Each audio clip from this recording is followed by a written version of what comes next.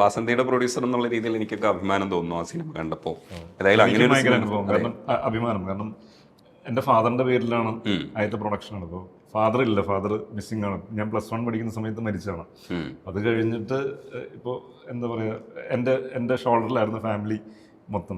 Sister ഉണ്ട്, mummy ഉണ്ടെങ്കിലും. ഇപ്പം ഞാൻ ഈ സിനിമ എന്ന് പറയുന്ന ഇതിൻ്റെ പുറകെ നടന്നപ്പോൾ ഒരുപാട് പ്രശ്നങ്ങളുണ്ടായിരുന്നു ഫാമിലിയിൽ നിന്ന്. എല്ലാവരും ഭയങ്കരമായിട്ട്, അതായത് വീട്ടിലെ ആൺകുട്ടിയാണ്, എപ്പോഴും ആൺകുട്ടിയാണ്, വീട് നോക്കണ്ടേ എന്നുള്ളൊരു സംഭവമായിരുന്നു. അപ്പോൾ ഇങ്ങനെ നഴ്സിംഗ് പഠിച്ചിട്ട് പിന്നെ സിനിമയുടെ പുറകെ നടക്കുന്ന എത്തിപ്പെടുമോ എന്താ ഒന്നറിയില്ല. അന്നത്തെ പോലെ അല്ലല്ലോ, ഇന്നത്തെ പോലെ അല്ല. അന്ന് ഭയങ്കരമായിട്ട് സിനിമ എന്ന് പറയുന്നത് എവിടെ നടക്കുന്ന ഒരു കാര്യം അറിയാൻ പാടില്ല. അപ്പം അത്രയും കൺസേൺഡ് ആയിരുന്നു ഫാമിലി. അപ്പം അതുകൊണ്ട് നമ്മളെപ്പോഴും ഈ പറയുന്ന പോലെ വേറെ പണിക്കോ അല്ലെങ്കിൽ പഠിച്ച പണി ചെയ്യും എന്നുള്ളൊരു പരിപാടിയിലേക്കായിരുന്നു. അപ്പോൾ അങ്ങനെ സിനിമയിലേക്ക് എത്തി. അപ്പോൾ ആദ്യമായിട്ട് ഫാദറിൻ്റെ പേരിലൊരു പ്രൊഡക്ഷൻ്റെ ഇതിൽ ചെയ്തിട്ട് ആദ്യമായിട്ട് സ്റ്റേറ്റ് അവാർഡ് ഫസ്റ്റ് ഡെബ്യൂ പ്രൊഡക്ഷന് കിട്ടുകയൊക്കെ ചെയ്തപ്പോൾ ഭയങ്കര 3 അവാർഡ് ഉണ്ട്. ആക്ച്വലി 4 അവാർഡുണ്ട്. നമ്മുടെ കളറിസ്റ്റ് തന്നെയാണ് ലിജു, പുള്ളിക്കും അന്നത്തെ അവാർഡുണ്ട്. അതെ, ഷെയർ ആയിരുന്നു. അത് നമ്മുടെ ഇതിൽ എന്താ പറയാ, നോട്ട് ചെയ്യാൻ വിട്ടുപോയി തോന്നുന്നു, അങ്ങനെ എന്തോ ഇതിൽ. പക്ഷെ ദാറ്റ്സ് ഓക്കെ. നമ്മൾ ആ 3 അവാർഡ് കിട്ടിയത് തന്നെ ഭയങ്കര screen play, best character artist. അത് അന്ന് ബിരിയാണി കൂടി ഉണ്ട്. അതെ, കനിയുണ്ട്. ഇവിടെ തമ്മിലായിരുന്നു മത്സരം. രണ്ടുപേർക്കും ഒരുമിച്ച് ഷെയർ ചെയ്ത് കൊടുത്താണ്. കാരണം കൊടുക്കാണ്ടിരിക്കാൻ കാരണം എല്ലാവരും ഇപ്പൊ സലീം അഹമ്മദ്, അതുപോലെ തന്നെ എബ്രിഡ് ഷെൻ, ഇവരൊക്കെ ഉണ്ടായിരുന്നു പാനലിൽ. ഇവരൊക്കെ പടം കണ്ടിട്ട് വിളിച്ചിട്ടുണ്ട്. VKP ഇവരൊക്കെ വിളിച്ചിട്ട് ഭയങ്കരമായിട്ട് സംസാരിച്ചായിരുന്നു ആ സിനിമ കണ്ടിട്ട്. ഞാനും അതാണ് കുറച്ച് കൂടുതൽ സംസാരിച്ചത്. എനിക്കും സിനിമ ഇഷ്ടപ്പെട്ടു. ഞാൻ ഇന്നലെ കണ്ടു, നിങ്ങൾ നേരത്തെ കണ്ടതുകൊണ്ടാണ് നിങ്ങൾ പലതും മറന്നു. ഒരുപാട് പേര് കണ്ടിട്ടില്ല. കാരണം റിലീസ് ചെയ്യണമെന്നുണ്ടായിരുന്നു. അവാർഡ് കിട്ടി കഴിഞ്ഞു. യൂട്യൂബിൽ ഇട്ടപ്പോ കുറച്ച് പേര് കണ്ടിരുന്നു. അപ്പൊ തിയേറ്ററിൽ ആ ടൈമിൽ കോവിഡ് ആയിരുന്നു, തിയേറ്ററൊക്കെ ക്ലോസ് ആയിരുന്നു. അല്ലെങ്കിൽ നമ്മൾ തിയേറ്ററിൽ റിലീസ് ചെയ്യുന്നത്, തിയേറ്റർ വാച്ച് റിമൈൻഡ് ചെയ്യുന്ന സാധനം തന്നെ. വലിയ സ്ക്രീനിൽ കാണുമ്പോൾ ഭയങ്കര രസം. ഞാൻ പ്രിവ്യൂ ഒക്കെ വെച്ചിട്ടുണ്ടായിരുന്നു. കാരണം സിനിമ ചെയ്ത് കഴിഞ്ഞിട്ട് എല്ലാവർക്കും ഈ ഇതിന്റെ സംവിധായകർ സുഹൃത്തുക്കളാണ്, ഷിനോസും സജാസും. അവന്മാർക്ക് ഈ മറ്റേ ഭയങ്കരമായിട്ട് ഈ ഷിനോസും സിജുവും LKG തൊട്ട് ഒരുമിച്ച് പഠിക്കുന്ന, ഷിനോസും ഞാൻ LKG തൊട്ട് ഒരുമിച്ച് പഠിക്കുന്നതാണ്. സ്കൂളിലൊക്കെ ഒരുമിച്ചായിരുന്നു. ഇവന്മാർക്ക് ഈ അധിക ചെലവ് അങ്ങനത്തെ പരിപാടികളൊന്നും താല്പര്യമില്ല. അപ്പം ഞാനിത് എൻ്റെ ഒരു പേഴ്സണൽ സന്തോഷം എന്ന് പറഞ്ഞാൽ ഇങ്ങനെ ഒരു സിനിമ ചെയ്തു, ഏറ്റവും നല്ല ബ്യൂട്ടിഫുൾ ആയിട്ട് വന്നു. ഇപ്പം ഇതിൽ വർക്ക് ചെയ്ത് എല്ലാവരും ഇരുത്തി കാണിക്കണം എന്നുള്ളൊരു ആഗ്രഹം ഉണ്ടായിരുന്നു. അങ്ങനെ ഞാനൊരു പ്രിവ്യൂ ഒക്കെ വെച്ചിട്ടുണ്ടായിരുന്നു PVR-ൽ. അപ്പോൾ എല്ലാവരും നമ്മുടെ ഫാമിലിയും ഫ്രണ്ട്സും സിനിമയിലുള്ള ആൾക്കാരും എല്ലാവർക്കും ഞാൻ ഒരു ഫുൾ വലിയ സ്ക്രീനിൽ, സിൽവർ സ്ക്രീനിൽ കാണിപ്പിച്ചിട്ടുണ്ടായിരുന്നു. അപ്പൊ നമ്മളന്ന് വലിയ സ്ക്രീനിൽ കണ്ടപ്പോൾ ഭയങ്കര സന്തോഷം. കാരണം അത് വലിയ സ്ക്രീനിൽ കാണാൻ പറ്റിയ ചേട്ടൻ പറഞ്ഞില്ലേ കുറെ ഡീറ്റെയിലിംഗ്, അതൊക്കെ വലിയ സ്ക്രീനിൽ അങ്ങനെ തിയേറ്ററിൽ കാണുമ്പോൾ ഒരു പ്രത്യേക ഫീൽ ഉണ്ട്. എല്ലാവരും ഒക്കെ അവാർഡ് സിനിമ എന്ന് പറഞ്ഞ ഓഫ് ബീറ്റ് മൂവി വേറൊരു കാറ്റഗറിയിലേക്ക് ആക്കും.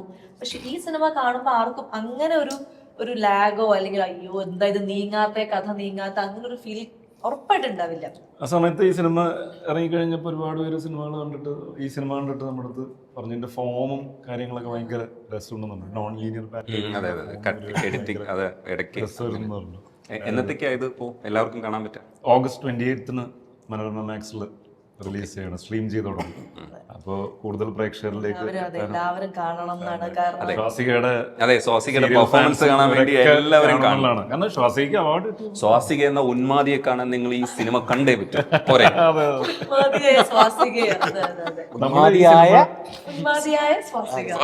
ഈ സിനിമ കണ്ടിട്ട് കുറെ ചോദ്യങ്ങൾ തിരിച്ചിട്ടാലും മറച്ചിട്ടാലും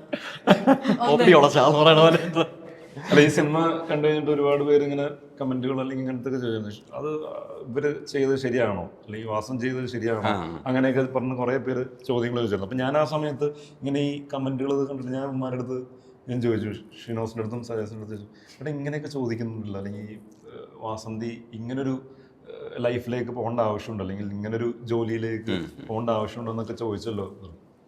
അപ്പോൾ ഉമ്മാരുടെ അടുത്ത് പറഞ്ഞു, അതിനത് ഒറിജിനലാണെന്ന് ആർക്കറിയാം. വാസന്തി ഇപ്പൊ ഒരു നാടകത്തിൽ നിന്നിട്ട് അവൾക്ക് തോന്നിയൊരു കഥ പറഞ്ഞാണെങ്കിലോ അവളുടെ ലൈഫായിരിക്കണം എന്നില്ലല്ലോ, അവൾക്ക് തോന്നിയൊരു കഥ പറഞ്ഞു. അത് ശരി, അങ്ങനെ ഒരു ഇതുണ്ട്. ഈ ചോദ്യമാണ് ഫസ്റ്റ് ഞാൻ വന്നപ്പോ ഏറ്റവും അത് എന്നെ കണ്ടപ്പോ ചോദിച്ചത്, വാസന്തി ഈ ഒരു ജോലി തെരഞ്ഞെടുക്കുന്നതിനെ കുറിച്ച് സ്വാസികയുടെ അഭിപ്രായം എന്താ? കൊച്ചിനെ നോക്കണമെങ്കിൽ അല്ലെങ്കിൽ ഫാമിലിയെ. അപ്പൊ ഞാനും സുനിത ചേച്ചിയും തറക്കും, ഞാൻ പറഞ്ഞു അങ്ങനെ ചെയ്യാൻ പാടില്ല, എന്തിനാ അങ്ങനെ ചെയ്യണം, വേറെ എന്തൊക്കെ ജോലിയുണ്ട്. അപ്പൊ തർക്കിച്ച് അവസാനം ഇത് ചെയ്യുന്നത് ഒരു എന്താ പറയാ, ഓരോ ആൾക്കാരുടെ സിറ്റുവേഷൻ ആണ്. അവളുടെ സ്വാതന്ത്ര്യത്തിലേക്ക് എത്തുന്നതാണ്. Again, സ്വാതന്ത്ര്യം എന്ന് പറഞ്ഞ വേർഡ് അതിൽ വരുമ്പോ എന്റെ വാസന്തിയുടെ സ്വാതന്ത്യമാണ് അത്. ആ ലൈഫ് എൻജോയ് ചെയ്യുന്നുണ്ട്. ചില ആൾക്കാർക്ക് അത് പറ്റില്ലായിരിക്കും, അത് ഓരോരുത്തരുടെ സ്വാതന്ത്ര്യമാണ്. അപ്പൊ അങ്ങനെയാണ് ഞങ്ങൾ ആദ്യം ഇതിലേക്ക് ഇതാണ് വാസന്തി. ഞാൻ എപ്പോഴാണ് അങ്ങനെ ഒരു പെർസ്പെക്റ്റീവ് ചിന്തിക്കുന്നത്. കാരണം അതായത് ശരിക്കും പറഞ്ഞ വാസന്തി വന്നൊരു നാടകത്തിൽ കഥ പറഞ്ഞിട്ട് പോകുന്നു. ശരിക്കും പറഞ്ഞിട്ടുണ്ടല്ലോ, ഇപ്പൊ പറഞ്ഞ പോയിന്റ് ഓഫ് വ്യൂ ഉണ്ടല്ലോ, അത് ഞാൻ കളക്ട് ചെയ്ത് പറയാം. അതായത് വാസന്തി ഇത് മുഴുവൻ നുണയാണ് പറയുന്നത്. ഈ നാടകത്തിനിടയ്ക്ക് ചന്തു വന്നിട്ട് പറയേണ്ടി ഇവള് നുണച്ചാണ്, ഇവളെ വിശ്വസിക്കരുത്, നമ്മള് വിശ്വസിക്കരുതെന്ന് പറയുന്നത് പറഞ്ഞ എല്ലാം നുണക്കഥയാണ്. അല്ലേ, നുണയാണെന്ന് പറയുന്നത്. അങ്ങനെയും പറയുന്നുണ്ട്. അപ്പൊ ഇതൊക്കെ വെച്ച് നോക്കുമ്പോ ചിലപ്പോ ഉണ്ടാക്കിയ ഒരു ഫ്രെയിംഡ് ആയിട്ടുള്ള സ്റ്റോറി ആവാം. അങ്ങനെ ഒരു പോയിന്റ് ഓഫ് വ്യൂ ഉണ്ടെന്നുള്ളത് ഞാൻ ഉമ്മാരോട് ശരിയുള്ളൂ. അങ്ങനെയാണല്ലോ നമ്മള് സ്റ്റേജിൽ നിന്ന് എക്സിറ്റ് ആയി പോയിട്ടാണല്ലോ പിന്നെ റിയാലിറ്റി കാണിക്കുന്നത്. ചില എൻട്രി എക്സിറ്റും തമ്മിലുള്ള ബന്ധം കറക്റ്റ് ആയിട്ട് നമ്മൾ കീനായിട്ട് ഒബ്സർവ് ചെയ്താൽ മാത്രമേ മനസ്സിലാവുള്ളൂ. ചില സ്ഥലത്ത് മിസ്സിംഗ് ലിങ്ക്സ് ഉള്ളതായിട്ട് നമുക്ക് തോന്നും. ആ ക്ലൈമാക്സിലൊക്കെ ഇവര് മറ്റേ സ്റ്റേഷനിൽ നിന്ന് ഇറങ്ങുമ്പോ ആംബുലൻസിന്റെ വണ്ടി പോകുന്നു. സൗണ്ട് ഒക്കെ വെച്ച് കണക്ട് കണക്ട് ചെയ്തിട്ടുണ്ട്. പക്ഷെ അത് വർക്ക് നല്ല ബ്രില്യൻ വർക്കാണത്. ഇവിടെ ആംബുലൻസിന്റെ ഷോട്ട് കാണിക്കുമ്പോഴത്തേക്ക് അത് ഭയങ്കര സൗണ്ട് വെച്ച് കണക്ട് ചെയ്ത് അങ്ങോട്ടേക്ക്. ഷിനോസിക്ക എഡിറ്ററും കൂടി ആണല്ലോ. അപ്പൊ എനിക്ക് തോന്നുന്നു ഓൾറെഡി സിനിമ ചെയ്തോണ്ടിരിക്കുമ്പോ തന്നെ ആളുടെ മനസ്സിൽ പല എഡിറ്റിംഗ് വേർഷനും ഓടുന്നുണ്ടായിരിക്കാം. അതുകൊണ്ടായിരിക്കാം ചില കാര്യങ്ങള് ആ എഡിറ്റിംഗ് ഭയങ്കര പെർഫെക്റ്റ് ആയിട്ട് നമുക്ക് ഫീൽ ചെയ്തിട്ടുണ്ടാവുക. ഇവര് ഭയങ്കര വ്യക്തതയോടുകൂടിയാണ് പരിപാടി പോകുന്നത്. ഇവര് തമ്മിൽ അടികൂടനാണ്. ഇങ്ങനെ ശരിയാണ്. ഇവർ ഈ ഒരു പ്രീ പരിപാടി ഉണ്ടല്ലോ, സ്ക്രീൻ പ്ലേ ലോക്ക് ആവുന്നതിന് മുമ്പുള്ള പ്രീ പരിപാടിയിലേക്ക് ഡയലോഗ്സും അങ്ങനത്തെ പരിപാടിയിലൊക്കെ ഇവര് തമ്മിൽ തർക്കവും പരിപാടികളൊക്കെ കാണാം. നമ്മളിപ്പോ റീസെന്റ് ഒരു മൂവി ചെയ്തു, ഞാനും പിന്നെ അമീഷ യാഷിക എന്ന് പറഞ്ഞൊരു കുട്ടിയാണ് ഇതിൽ അഭിനയിച്ചേക്കുന്നത്. ഒരു ചെറിയൊരു ലവ് സ്റ്റോറി പരിപാടി പോലത്തെ സംഭവമാണ്. അപ്പൊ അതും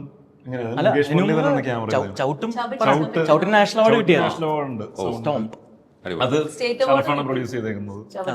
സ്റ്റേറ്റ് ഉണ്ട്. ഒരു കാര്യം കൂടെ ചോദിക്കട്ടെ ശബരീഷ, ഈ മീശ എന്താ ഇങ്ങനെ മൈത്രേന് പഠിക്കുക? ഒരു ആധുനിക പൗരനാണെന്ന് തെറ്റിദ്ധരിച്ചോട്ടെ ആൾക്കാർ, കുഴപ്പമില്ല. അതൊക്കെ അല്ലല്ലോ, പുള്ളി മീശ എടുത്തു, ഇത് ആവശ്യം കഴിഞ്ഞു എന്ന് പറഞ്ഞിട്ട് മീശ എടുത്തു. ആവശ്യം വന്നേ, എനിക്കൊരു ആവശ്യമുണ്ട്. പുള്ളി എന്താന്ന് വെച്ചാല് ഇത് വെച്ചിരുന്ന സമയത്ത് കുറെ പേര് കളിയാക്കിയല്ലോ. അപ്പൊ ഈ കളിയാക്കിയ സമയത്ത് എടുക്കണ്ടായിരുന്നു എന്നുള്ളതായിരുന്നു പുള്ളിയുടെ ഒരു ഇപ്പൊ അതിന്റെ ആവശ്യമില്ല. ഈ എല്ലാരും കളിയാക്കി കഴിഞ്ഞല്ലോ, ഇപ്പൊ മീശ എടുത്തു. ഇനിയിപ്പോ നിന്നെ മൈൻഡ് ചെയ്തോളൂ. ഫുൾ ആവശ്യം ഇവിടെയാണ്. ശബരീഷിന്റെ ആവശ്യം എന്താണെന്ന് അറിയണമെങ്കിൽ വാസന്തി വലിയ ക്യാരക്ടർ വരാനുണ്ട്, അതുകൊണ്ട് ആ ക്യാരക്ടറിന്റെ ഭാഗമായിട്ട് വെച്ചിരിക്കുന്നതാണ് എനിക്കറിയാം. ക്യാരക്ടറിന്റെ ഭാഗമായിട്ടല്ല, ഇത് ക്യാരക്ടറിന്റെ ഭാഗമായി നിന്ന് രക്ഷപ്പെട്ട് ഒരു വേറൊരു ഗെറ്റപ്പിലായിരുന്നു. അതിൽ നിന്ന് ഇങ്ങനെ ഒരു ഇതിലേക്ക് വരാം. ലൈറ്റ് ചെയ്തതാ. ഹൽക്കോഗനായിരുന്നു ശരിക്കും മനസ്സിലുണ്ടായിരുന്നു. റാംജി റാവു പോലെ ആയോന്ന് എനിക്ക് സംശയമുണ്ട്. നമ്മൾ സിനിമയെ കുറിച്ച് കുറെ കാര്യങ്ങൾ ഇങ്ങനെ പറഞ്ഞു. നിങ്ങൾക്ക് ആ സിനിമ കണ്ടിട്ടില്ലാത്തതുകൊണ്ടായിരിക്കും റിലേറ്റ് ആവാത്തത്.